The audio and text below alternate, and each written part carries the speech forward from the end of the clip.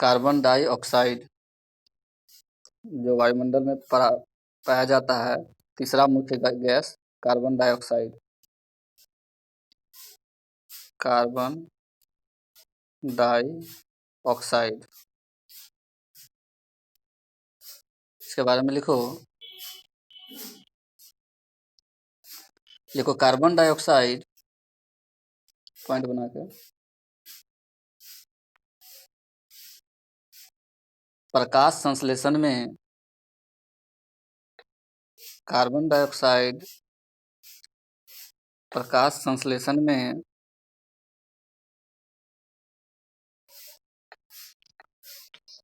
सहायक होती है, जिससे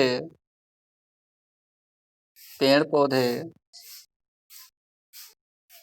अपना भोजन बनाते हैं। जिससे पेड़ पौधे अपना भोजन बनाते हैं।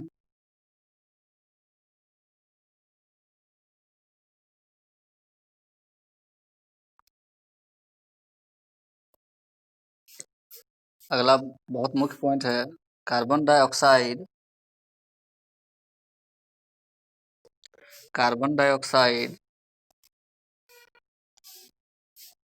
सूर्य किरणों के लिए कार्बन डाइऑक्साइड सूर्य किरणों के लिए पारदर्शी होते हैं, ट्रांसपेरेंट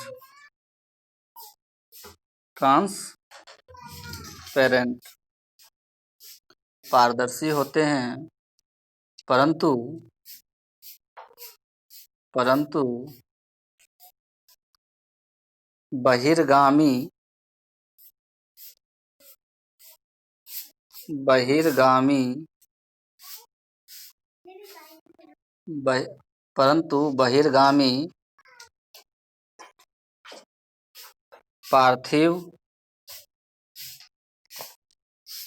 बहिर्गामी पार्थिव विकिरण के लिए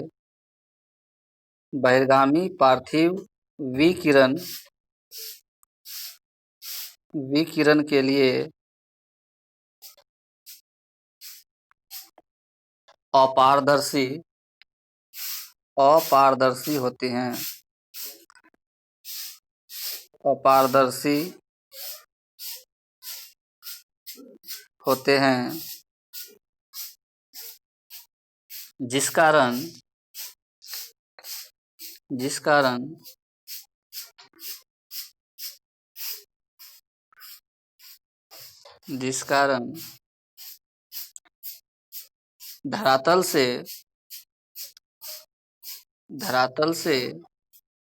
जिस कारण धरातल से पूरा स्टेटमेंट लिख लो, फिर समझा देंगे। जिस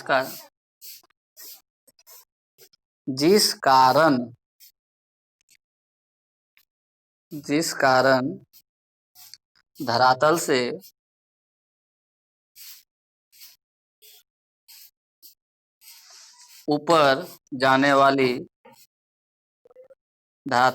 ऊपर जाने वाली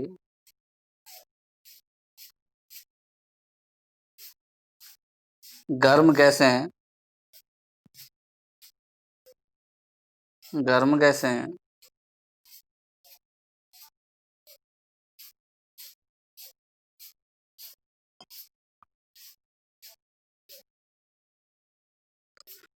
गर्म गैसों को वापस लौटा देती है। तथा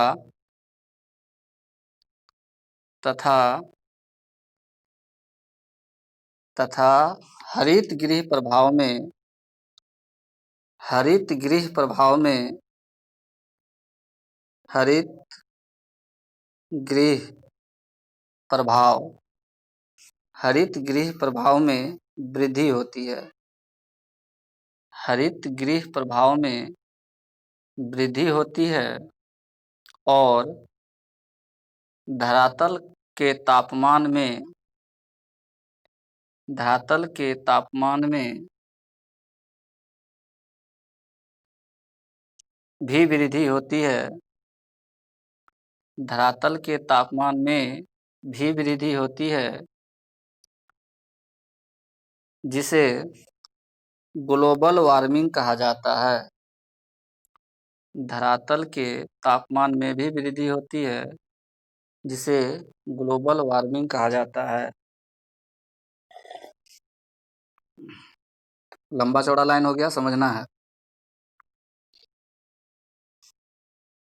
ठीक है, ये हमारा सन है। ठीक है, क्या है ये, बोलो उधर से। सन है। अब CO2 मान लो यहाँ पे वातावरण में है, क्या है, CO2 का कण है यहाँ पर, CO2 है। अब जब सूरज की किरण इस CO2 के से टकराया, तो इधर से तो नीचे ये पार हो जाएगा, यानी हमारे यहाँ पे पहुंच जाएगा, अर्थ तक पहुंच जाएगा। ठीक है, लेकिन अब क्या होता है कि जब इधर से जो अर्थ है, इस सूरज किरण को जब रिफ्लेक्ट करती है, अर्थ से जब सूरज किरण का रिफ्लेक्शन होता है, तो इस समय इसको बोलते हैं पार्थिव। क्या बोलते हैं इसको, पार्थिव विकिरण। पृथ्वी से रिटर्न होने वाली जो किरणें जाती है टकरा करके, उसको कौन सा किरण बोलते हैं, पार्थिव विकिरण। पार्थिव विकिरण।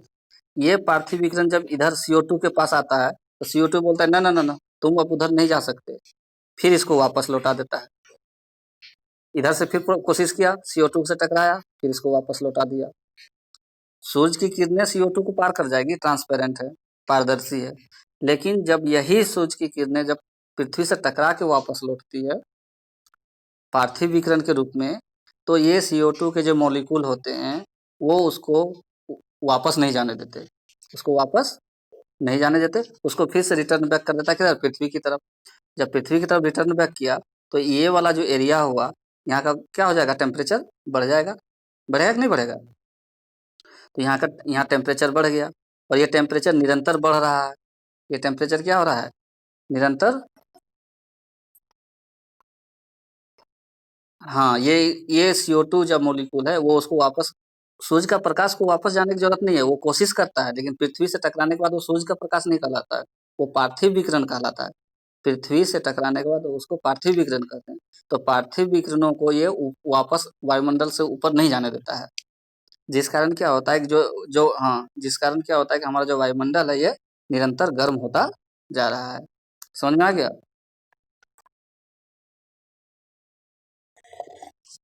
सेंटेंस बोलना होगा फिर से। सेंटेंस तुम दोबारा लिख लेना बाद में, ठीक है, हम अभी समझा रहे हूँ, समझो। ये सूरज का जो किरण है, जब वायुमंडल से पार होता है, तो उसको कार्बन डाइऑक्साइड बीच में मिलता है, मिलता है ना। ये कार्बन डाइऑक्साइड सूरज के प्रकाश को पार होने देता है, लेकिन जब यही सूरज का प्रकाश पृथ्वी से टकराने के बाद पार्थिव विकिरण के रूप में वापस जाता है वायुमंडल में, तो ये जो CO2 के मॉलिक्यूल हैं, उससे टकरा करके वो फिर वापस आ जाता है, वो उसके ऊपर नहीं जाने देता है, वायुमंडल से ऊपर CO2 जो मॉलिक्यूल है, उससे ऊपर वो नहीं जाने देता है। इसलिए क्या होता है, हमारा जो वायुमंडल का जो टेम्परेचर है वो बढ़ता है, जिसको हम लोग क्या बोले, हरित गृह प्रभाव। तो हरित गृह प्रभाव यहाँ होता है, वायुमंडल का टेम्परेचर बढ़ता जाता है, और इसी को हम लोग बोलते हैं ग्लोबल वार्मिंग। इसी को क्या बोलते हैं, ग्लोबल ग्लोबल वार्मिंग। कॉन्सेप्ट समझ में आ गया ना। तो ये दो काम करता है कार्बन डाइऑक्साइड। क्या क्या काम किया, पहला तो वो सूरज की किरणों को जाने दिया पृथ्वी की ओर, तो उस समय उसके लिए वो ट्रांसपेरेंट है। और दूसरा, जब पार्थिव विकिरणें ऊपर वो जाने लगी, तो बोला ना ना, अब तुम इससे ऊपर नहीं जा सकते, तुम यहीं रुको, और उसको वापस रिफ्लेक्ट कर देता है, जिससे हम लोगों के जो वायुमंडल का टेम्परेचर है वो बढ़ता है, और वह निरंतर ही बढ़ता जा रहा है, जिसको हम लोग ग्लोबल वार्मिंग कह रहे हैं। साधारण शॉर्टकट यही था, इतना लंबा चौड़ा लिखाने का जरूरत जो था नहीं था, लेकिन लिखवा दिए। समझ में आ गया। बोलो। हाँ बोलो।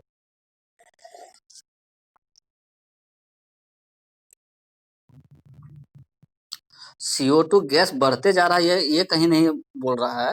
वो बोल रहा है कि जो CO2 हमारा अवेलेबल है वातावरण में, कितना है,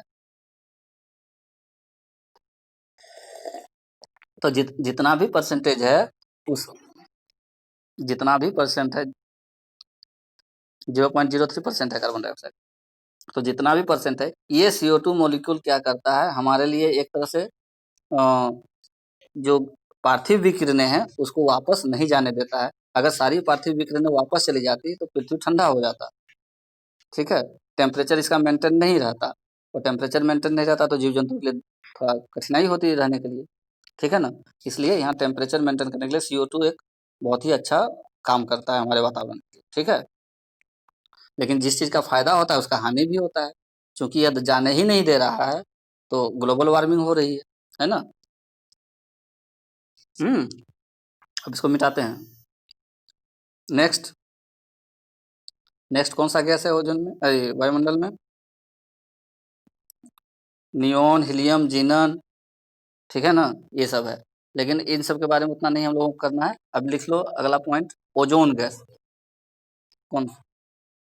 जरूरत नहीं हो सकता, जिसका ज्यादा इंपॉर्टेंट रोल है हमारे वायुमंडल में वो सब लिखवा दें। ओजोन गैस,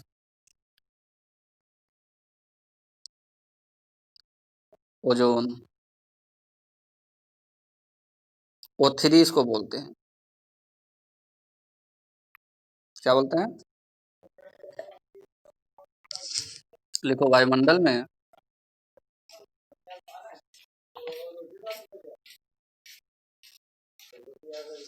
वायुमंडल में ओजोन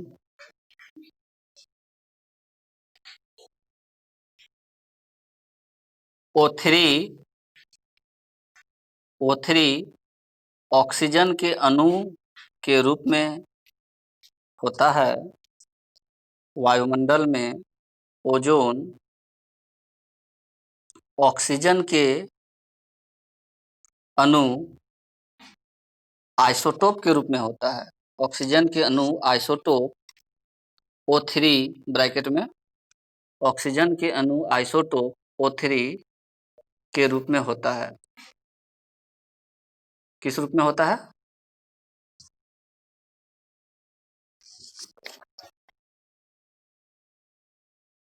अणु आइसोटोप लिख लो, अणु आइसोटोप, एक ही साथ वहां करो। अणु आइसोटोप O3 के रूप में होता है।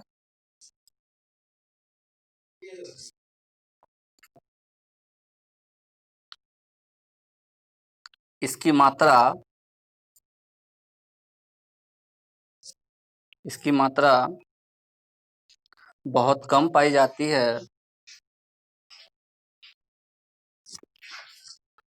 इसकी मात्रा बहुत कम पाई जाती है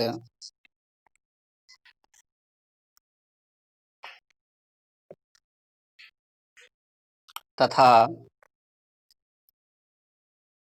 पृथ्वी की सतह से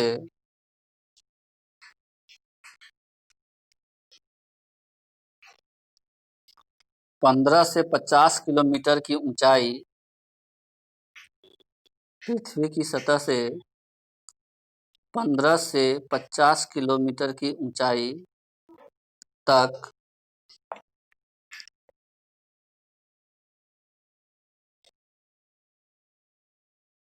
पाया जाता है।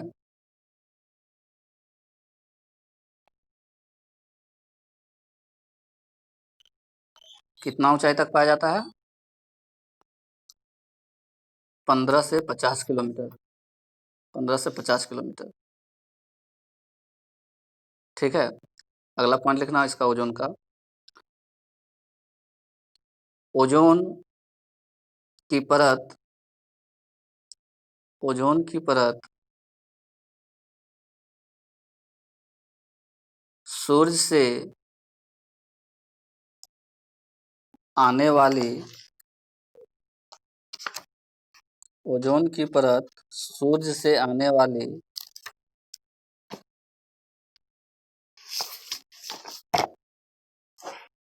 हानिकारक विकिरणों को अवशोषित करती है।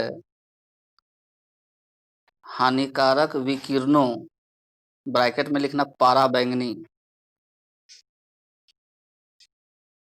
हानिकारक विकिरणों ब्रैकेट में कौन सी विकिरण, तो पाराबैंगनी को अवशोषित कर लेती है पराबैंगनी विकिरणों को अवशोषित कर लेती है तथा धरातल के जीव जंतुओं अवशोषित कर लेती है तथा धरातल के जीव जंतुओं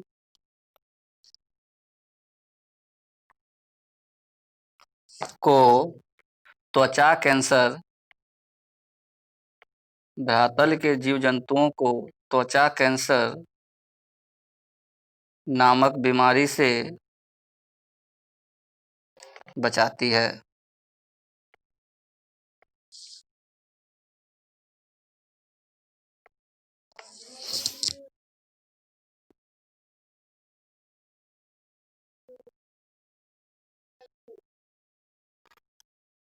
त्वचा कैंसर नामक बीमारी से बचाती है। हो गया।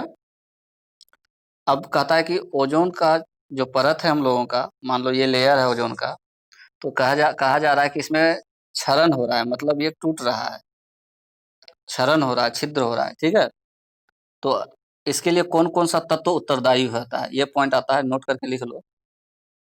ओजोन परत की क्षरण के लिए, बहुत इंपॉर्टेंट पॉइंट है इसलिए नोट में लिखा रहे हैं, ओजोन परत की क्षरण के लिए chlorofluorocarbon chlorofluorocarbon chlorofluorocarbon chlorofluorocarbon CFC halogens, comma दे करके halogens, chlorofluorocarbon CFC halogens halogens nitrogen oxide halogens nitrogen oxide जिम्मेदार, आदि लिख लेना वहां पे पहले, क्लोरोफ्लोरोकार्बन हेलोजेंस नाइट्रोजन ऑक्साइड आदि जिम्मेदार हैं।